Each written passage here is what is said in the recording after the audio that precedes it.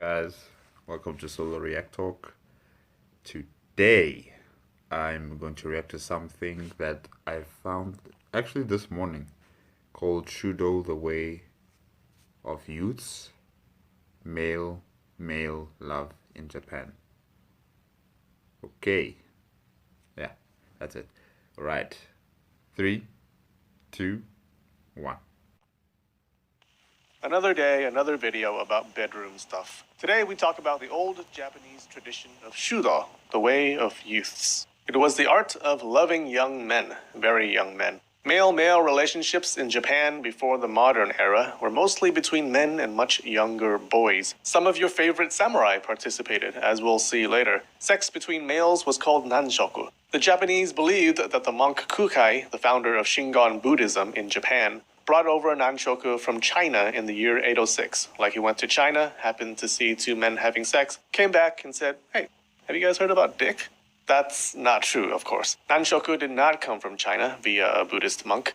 It came from yaoi anime. Now, every culture had men who slept with men to some degree, but in the minds of people, Buddhism and nanshoku were attached at the hip. If you think it's weird that Buddhism would have anything to do with male sex, well, prepare to have your Buddhism cherry popped. Monks lived in their temples under vows of celibacy. Buddhism, a well-known hater of fun, forbade its monks from sleeping with women or men. But those two things were not equal. Which do you think was the more serious crime? Sleeping with women or sleeping with men? Take a guess. If you're wrong, you'll have to click like and type "I love this video" in the comments. Look, I didn't.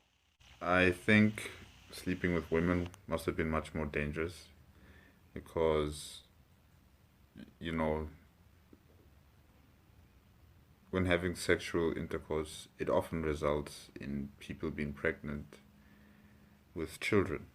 And as a monk, that's a serious problem because you have devoted yourself to your God and you have sworn oath to be celibate and subservient and devoting your entire duty to your religion. And now you have a child and you have a family, and I think that would be extremely wrong for someone in that kind of religious background. Can I say that? Yeah. So with a woman, it would be bad. Make the rules, I just enforce them with joy. If you guessed this one was worse, you're wrong. Accept your punishment. You're probably thinking of Europe. This is Japan. Sleeping with women was scary and dangerous. Monks who strayed suffered harsh punishments. Some regions even had laws executing monks for it. But there was barely any punishment for sleeping with other men. It was a lesser evil. And so they chose the lesser evil. Temples were full of sexually frustrated monks walking around with muscular forearms, ready to explode at any moment. Having sex with other men was still against the rules, but it was like pushing an old lady out of the way on a crowded bus. You know it's wrong, but at some point, you just gotta get off. They saw nanshoku, sex between males, as an outlet for their urges. The consequence? Nanshoku went viral in Buddhist temples. Literally, they all had STDs. But the male love that happened in temples wasn't the sort between adult men. The monks were more into sex with their younger boy acolytes. These were boys who grew up in the temples, learning scriptures, doing chores, and occasionally warming the beds of older monks. Buddhist monks became known for nanshoku. One writer joked, "The priest goes to Yosjo in his everyday garb." I love explaining jokes, so Yosjo was a pleasure district known for male prostitutes. Medieval George Carlin is saying that a Buddhist monk visiting male prostitutes was so common they didn't even have to wear a disguise, unlike if he were visiting female ones. Even Yamabushi, who were mountain priests that did not live in temples, gained a reputation for being boy lovers. There was a saying about them: acolytes first, the mountain god second. Nanshoku spread from the monastery to the battlefield, the realm of the samurai, likely because samurai families sent their sons to monasteries to study, where they learned about nanshoku the hard way. And so the tradition of Shudo arose among the samurai, the way of youths. Way meaning like a philosophy or an art, like the art of sword fighting, which it kinda is. Leave it to the Japanese to turn sex into an art form to perfect. In Shudo, an adult man formed a romantic relationship with a youth. A youth was called a wakashu. I have a video all about the life of wakashu, but basically the male life cycle was like that of butterflies. Like how caterpillars became pupa before becoming butterflies, boys became wakashu before becoming adult men. Wakashu were generally around 11 years old to about mid-20s. Ages varied, but they were not considered boys. It was a stage after childhood. In a Shudo relationship, the man was a mentor. He taught the wakashu how to grow up to be a samurai, and occasionally how to grow his little samurai. The wakashu was like an apprentice in the worst internship ever. Some of your favorite samurai had one or more young male lovers. Oda Nobunaga famously had Mori Ranmaru. Toyotomi Hideyoshi and Miyamoto Musashi also followed the way of... Should we call it young lovers? I don't know if we can actually say they were young lovers.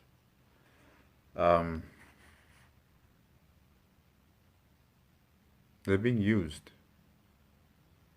These young people are being used by these elderly men,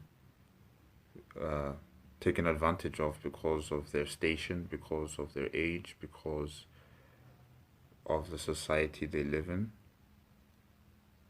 So I don't know if we should call it, or we should call these young people young lovers. You know, I'm not sure exactly what word we should use to explain or to describe what kind of situation this is, but I'm not really settling with young lovers. It doesn't go with me. Youths. Actually, just name a famous samurai. He probably practiced Shudo. It seemed like the norm among samurai. You think of these warlords as badasses, but apparently they were a bunch of delicate flowers. Takeda Shingen had at least one love triangle with 2 wakashu. There was a document where he swore to his main that he never slept with this other wakashu. He only talked to his side hoe, honest. He invited the gods to strike him down if he ever became unfaithful. Plot twist, bastard was probably lying. It was in the Edo period that the popularity of Shudo climaxed. It spread to commoners in the cities. People started writing about it in flowery language. The way was open to all. Writers wrote about Shudo ideals and proper behaviors and what to do in the bedroom, even fun positions. They put a fancy kimono on what was basically men sleeping with boys. Shudo relationships were one-sided. The man was supposed to thirst after the wakashu and not the other way around, but it's not clear how much people followed this. There were examples of wakashu yearning for a man or giving hints to men they liked. Writers worshipped the forelock, that unique hair that all wakashu wore, and it became an erotic symbol. They also oiled their spears over the furisore, a type of kimono that wakashu wore. 15 to 17 was considered the age where a wakashu was most beautiful, known as the springtime of youth. Now you know what Guy Sensei was talking about. No, Guy Sensei, no! After springtime... I'm going to erase that from my head, from my mind right now. I didn't hear anything. 15 to 17. I don't know what kind of laws they had in the Edo period of Japan, but right now, that is still a minor. They were really taking advantage of children. Oh, okay. Let's continue. Wakashu were called falling flowers, a poetic way of saying they got more hideous by the day. Men were supposed to dress well and clean their teeth. Bad breath was unshudo-like, because no self-respecting wakashu would ever go for men with bad breath. Some writers encouraged wakashu to lightly powder their faces white, like women did. Shudo couples had fun ways of expressing their love. Some... Like the geisha? So they had to dress up like geishas as well, you know, putting on the makeup and having the...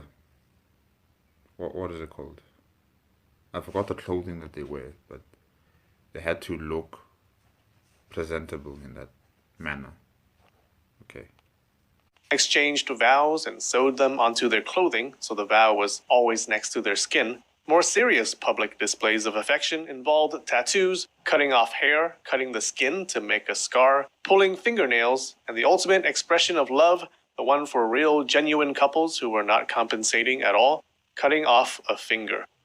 Sex was also one-sided. The main sex act was through the bum. The man was always the top, never the bottom. Wakashu were not supposed to like sex. Infiltrating the rear entrance was generally seen as displeasing. Wakashu mostly endured it for the sake of their partner. This does not mean that Wakashu were forced into Shudo relationships. They had the power to reject men's advances and shared the bed willingly. Even though they didn't like penetrative sex, it doesn't mean they were coerced. They agreed to sex for reasons other than pleasure, like duty, compassion, or wanting to give their partners pleasure.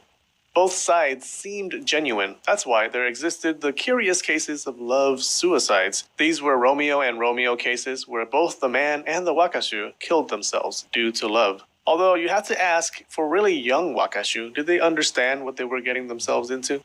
No, of course not. They were kids. Why would you ask that? There were sex guides teaching people the way of the bedroom, like always carry around plums that were pre-cut in case you ever needed lubrication. Wait, what? How often did they run into situations where they had to penetrate in a pinch?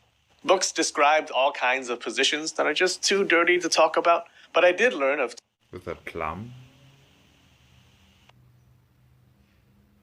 Okay. two methods that shattered my innocence. Still not describing them, you dirty viewer, but they were called dry insertion and tearing the hole, and were designed to cause the wakashu as much pain as possible. But why, though? One writer cautioned that if you withdrew your turtle head covered in poop, it would cause health issues. I only mention this advice because turtle head is a wonderful euphemism. If you're Jewish, you may not understand. Some critics of Shudo sex said it caused more hemorrhoids, but defenders said, yeah, but it also made the anus more flexible. I don't really understand why that's a positive. Kissing was actually considered very intimate. People didn't usually kiss during foreplay. They did it while in the peak of sweaty passion. Shudo porn exploded all over the capital, spattering pictures of male-on-male action everywhere. Forla Cub was born. Now, with all the art and the writings about proper Shudo ideals, we gotta keep in mind that these were mostly made for men. A lot of them were male fantasies, especially the art. It's hard for historians to tell how much they followed these ideals in practice. It'd be like watching porn and thinking that sex happens when your stepsister gets stuck under the bed. No, you're supposed to pull your stepsis out from her predicament and then sleep with her. Some samurai lords took pride in having an entourage of beautiful young page boys and sandal bearers, like they were some kind of hentai Pokemon collection.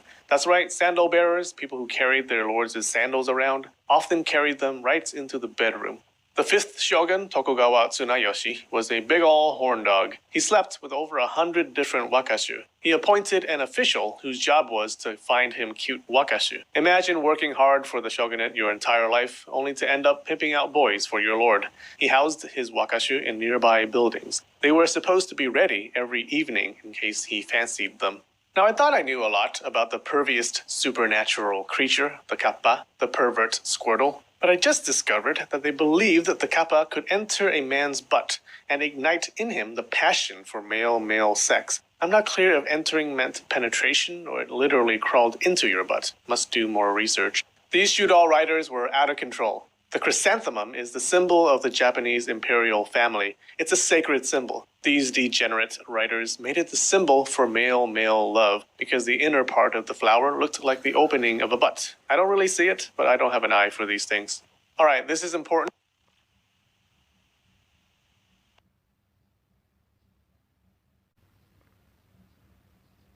No comment. No comment. Yeah. So pay attention. It has to do with their sexuality. One question people often ask is, were they gay or bisexual? If I had $1 for every time someone asked me that question, I'd have $2. But it's kind of the wrong question to ask. Here's why. Most of us are used to viewing sexuality this way, the boring way. If you're a man and you're attracted to women, you're heterosexual. If you're attracted to men, you're homosexual. And if you're attracted to both, you're really fun. Unfortunately, when you try to ram that model into Japan in the Edo period, it doesn't fit. Let's take a typical Edo man. He's attracted to women, so he's straight. but he's also attracted to wakashu. Okay, so he's bisexual, but he's not attracted to men. Then, as he grows older, he loses interest in wakashu and becomes attracted to women.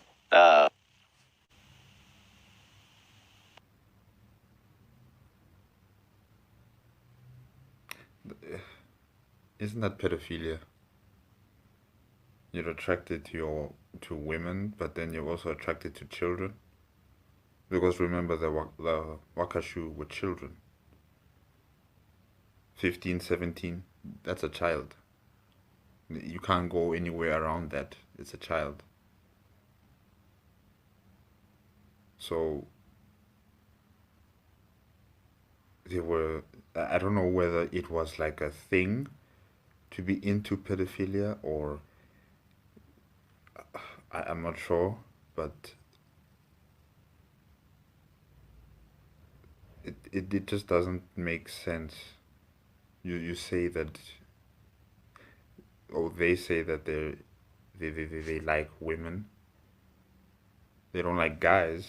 They don't like men who are their age or older, but they like but they like young men, children. That's tendencies of pedophilia right there, and it's not flying with me. So they can say that they're not gay or they're not straight or they're not bisexual. The moment they start saying they are attracted to young children, I'm cutting it right there. That's all I need to know. Then, What the hell is he? Okay, calm down, me. Look, they didn't think there were two types of sexual partners, male and female. They thought in terms of three, male, female, and wakashu. Each point of the sex triangle had a different role in the bedroom and in society. That's why some historians call wakashu a third gender. So, men could sleep with wakashu. Their relationship was one way, meaning the object of desire was the wakashu, not the man. The man wanted the wakashu sexually, not the other way around. Men could also sleep with women, and men were not obligated to stay monogamous. Now, he could only have. the man wanted the wakashu sexually, but didn't want the man.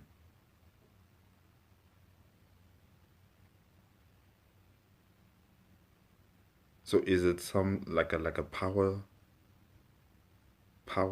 trip, power display, power? I don't know. Is this person trying to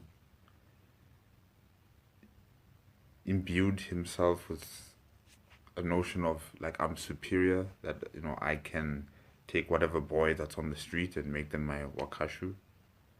I mean, what is the motivation for someone to take a wakashu under their wing?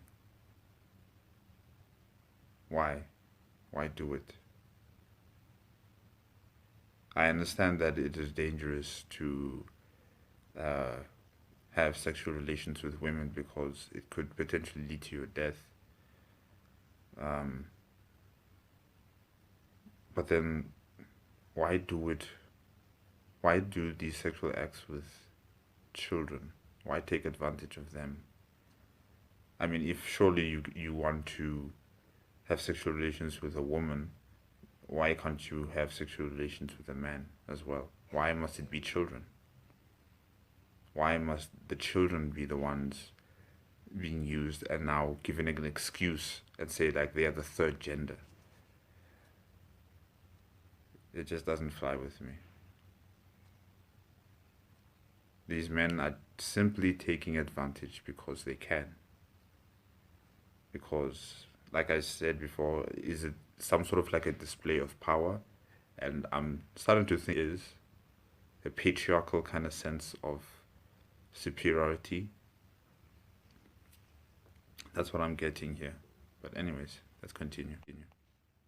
One wife, but he could sleep with other partners. The relationship between man and wife was two-way. They both desired each other. Also, men didn't sleep with other men. Now, we're only talking about sexual norms here, okay? How people were supposed to act. But you always had people breaking these norms. And this doesn't even include prostitutes, which made things even messier. But don't they always? And just to be clear, men did not see wakashu as substitutes for women. Wakashu had a more masculine or androgynous beauty, different from the feminine beauty of women. Shudo relationships were associated with masculinity, like gur. It came from the warrior tradition, after all. Women could sleep with men and wakashu before marriage, but after marriage they stayed monogamous with their husband. The relationship between women and wakashu was two-way. Sleeping with other women wasn't a recognized union. Wakashu could sleep with men or women, but in a Shudo relationship, it wasn't clear if they had to stay monogamous. Some Shudo writers said yes, others disagreed. Funny thing is, even if the couple agreed to be monogamous, they could still sleep with other women. Seems it was only called cheating if the Wakashu slept with another man, or the man slept with another Wakashu. There was also this phenomenon that adult men started off their adulthood being attracted to wakashu, but as they got older, they slowly shifted their preference to women. After men got married, they preferred mostly women. Men older than 30 who still chased wakashu tail were frowned upon. Shudo was seen as something you did as a young adult, but grew out of. You could still do it as an old man, no one would stop you, you just wouldn't be acting your age. To use modern words, it was like a man started out gay, became bi, and then became straight. It seems bonkers. Nowadays, we tend to think of sexuality as identity, as something that's fixed, but that's why our modern ideas of sexuality don't fit. The Japanese didn't have these concepts. They did not. I'm fine with all of that. If you go from gay to bisexual to straight, uh, it's neither here or there for me. That's you. That's your own preference. That's who you are. I'm fine with that. What still gets to me, still even now, is why did they target children? That's my main concern. I have nothing against someone who has a sexual preference here and then it goes there and that's fine. Me, it's children. And make up excuses why children are the preferred people to be having these sexual relations with. When there are men who are just as old as they are, or older, or a bit younger, not in their teens, not when they're still minors like that. No, people who are old enough to understand what's going on, people who are mature enough to actually decide for themselves that this is what I want, why target children and make excuses when it's a man on man relationship, saying that it is not acceptable in society, yet it's acceptable to have sexual relations with children. That just doesn't fly with me. It's double standards. Because they can say that they are not attracted to the man, they're attracted to the sexual act, but it still doesn't change the fact that it's with a male, it's with a man. So, yeah, I can't accept.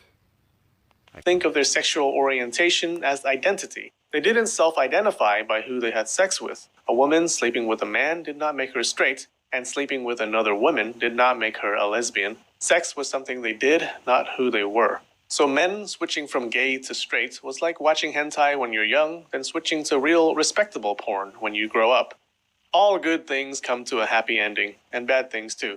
In the latter half of the Edo period, Shudo popularity deflated. Some even called it a vulgar practice from an earlier age. It got less and less popular until it died in the Meiji period. The government adopted Western hairstyles and clothing, which eliminated the wakashu's famous forelock and clothing. Western dress and hairstyles reinforced the male-female dichotomy. In some cases, the authorities aggressively suggested people wear Western hairstyles by cutting off people's top knots. Under the Meiji government, only sex between married men and women was acceptable, and male-male or female-female sex became obscene, enforced by law. For more about the crazy lives of wakashu, check out this video here. We have some new Patreon patrons this week: Cody Bouquet, that rolls right off the tongue, Miguel Alvarez, and Elizabeth McDonald. I love your restaurant. All right, I love you, and spread the knowledge. Sorry. Yeah, I'm actually quite glad that such a terrible tradition like Wakashu, or not Wakashu, the Shudo. Is it Shudo? Yeah, Shudo, and the Wakashu, is gone because clearly this kind of cultural thing or institution was just purely meant to exploit children, to exploit young people, and it was wrong. And it's actually good that such things are dead. Of course, we're still facing with child prostitution these days in the modern world, but you know, you take one step at a time in trying to stop these kind of things from happening. And yeah, I understood the reasons, but the choices were still wrong. No matter how you look at it, it was still wrong. And well, that's a chapter in history that we can revisit, look at it, but we close it in the end. So, yeah, that's all I have to say about the situation, about this practice, Shudo and the Wakashu. Alright, guys, that's it for today. Hope you liked it. It was quite interesting. It's an eye opener. I guess we'll see what happens next time. I think I'm gonna search up this guy's music, not music. What am I saying? Videos. I'm gonna search up his videos and see what else I can react to, because I think he has like a series of these things, you know. So I'm gonna check out his YouTube channel. All right. Don't forget to like, subscribe, and comment should you wish. And I'll see you next time. Bye bye.